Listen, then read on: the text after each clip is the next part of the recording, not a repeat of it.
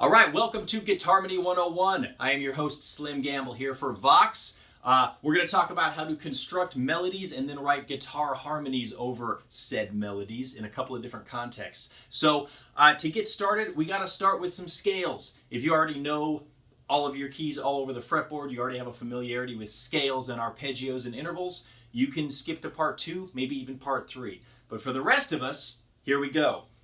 So the scales we're going to use for these particular exercises are an E major and an A natural minor, as well as an E major pentatonic with some kind of modifications to make it more of a full major situation. So I like to learn scales in just single octave patterns because they're easy to just move around wherever you want to.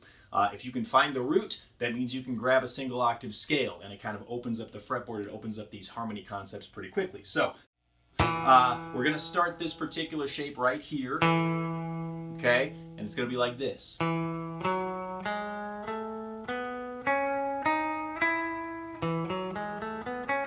Okay, just a single octave, 2 notes, 3 notes, 3 notes. Because then we can move that to right here, okay, the octave up. When you get to the second string, you always have to shift up 1 fret because of the tuning of the guitar, but the pattern itself remains the same other than that slight change. Okay, so that's going to be the basic E major shape. A natural minor, the shape we're going to use is this. We're going to start it down here. And then starting the octave up, same pattern, shift on the second string. And that just means because of the tuning, you have to take the pattern and just move it up 1 fret anytime you get to the second string, and then you just kind of keep on trucking when you get to the first string. So that whole pattern, and then, okay, so that is 2 single octave shapes. It's the same pattern, repeated an octave up. The last one, the C sharp minor / E major pentatonic, the pentatonic box that we all know and love, we're going to do a little differently. Here is the pentatonic.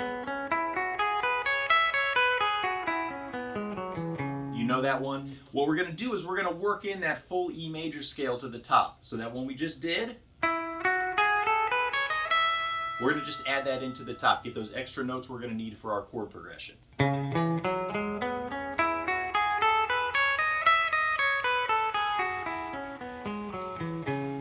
Okay, so that's going to be just a modification on that scale that we already know.